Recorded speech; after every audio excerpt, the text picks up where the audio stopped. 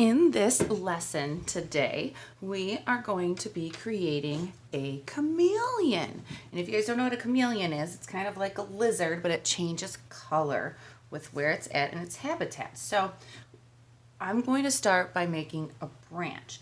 And I want to go about, I find the middle, and you just want to do this in pencil, okay? I'm using a darker pencil so you can see. But you find the middle and go a little bit down from that. And I want you to make a light line. Don't make this dark because there's going to be stuff that goes in front of it and we're going to have to erase it, okay? So go a little bit down and you're going to make the other side of your branch, okay? So just simple and easy, but nice and light. And if you can't see it very well on my paper, it's because I made it really light. Okay, now I'm going to start with his head over here. I don't want to go all the way to the edge. I'm going to come in a little bit because we're going to kind of give him a little fun thing right here. So coming up from your branch, okay, you're going to make a line, not very long. This is going to be his head, and you're going to make another one kind of comes up like this. So it looks kind of like an L. Okay, now connect your L with a rounded line. Okay, so now you have that. And up here, you can even add a little eye with a little eyeball in there. Okay, all right. If you want, you can color this in, or you can wait to color it in later. Okay, then we're going to do his body.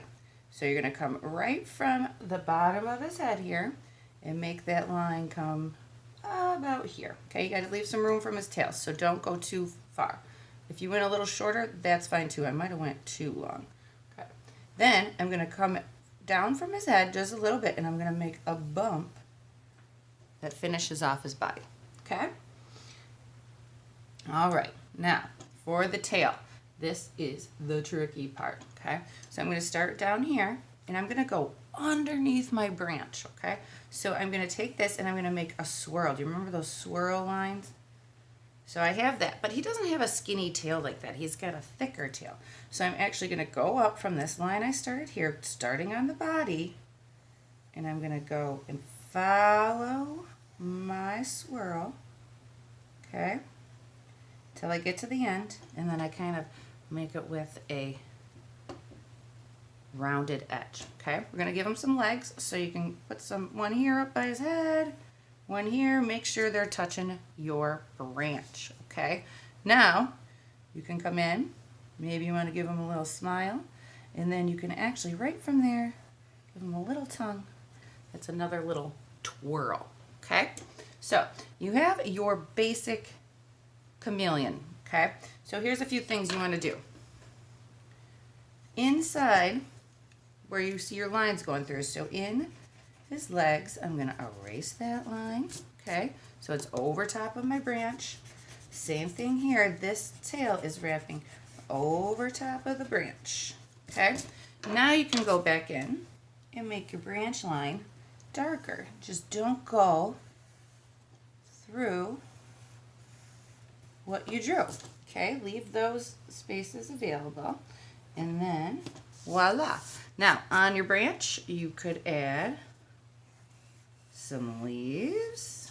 Maybe you want to do a few, and I just do kind of a teardrop shape. You could even do one coming up this part of the branch because he kind of hides in the branches and trees, right? You can make some big and some small. I like to do that.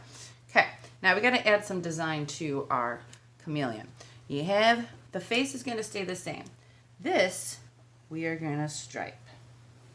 So here I'm just going to add some lines to stripe, and I'm just going to keep that going down his tail from side to side on that. I kind of like to round my lines a little bit, but you don't have to. They can be straight, but it makes them look a little rounder.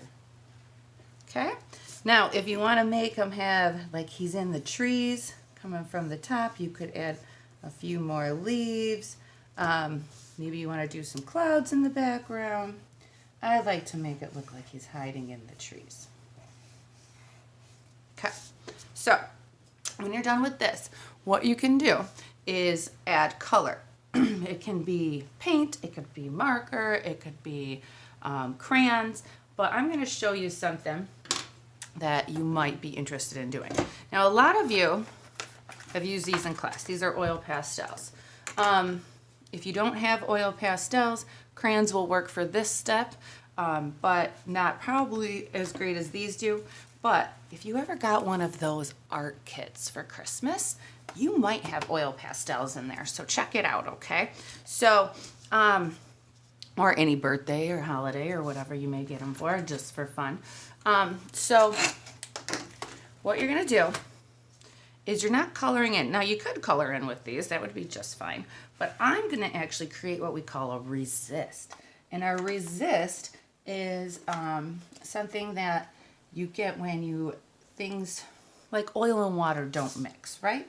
So they resist each other. So this is the same thing. This has oil in it, and I'm gonna use watercolor to go along with it. So they're actually going to resist each other. So what I'm gonna do is just outline my entire piece.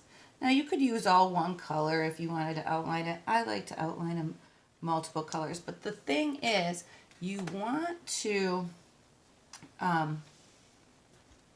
make sure that you're pressing pretty hard with these because you want that oil to come up. Now I'm doing rainbow for my chameleon because he likes to change color, and I think that's kind of a good way to do it. So we are gonna go with that, and I'm gonna make him rainbow order. Do you guys remember rainbow order? Red, orange, yellow, green, blue, indigo violet with the rainbow, but we could just go blue and violet. Now I like a little pink, so I'm going to add that in there too. So I went pink to purple, or purple to pink, and now I'm going to go back to my red. Now, you would do this for the whole thing. I would cover everything, okay? So you want to go over every single pencil line. I would even go over any of this because it will resist your background, okay? If you want to color in your branch, you could do that. I'll show you a little fun thing you could do. I'm going to go over my branch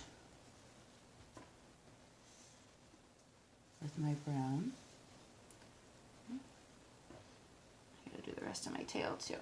But then I'm going to just add some lines in there and kind of stagger them.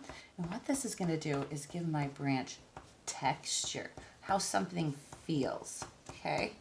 So without actually being able to feel it, which kind of can with these, but it looks like it's rough, like a branch, okay? If you have white oil pastel or crayon, it might be a good idea to color this whole part of his eye in white, the white part of it, and then you can give him inside.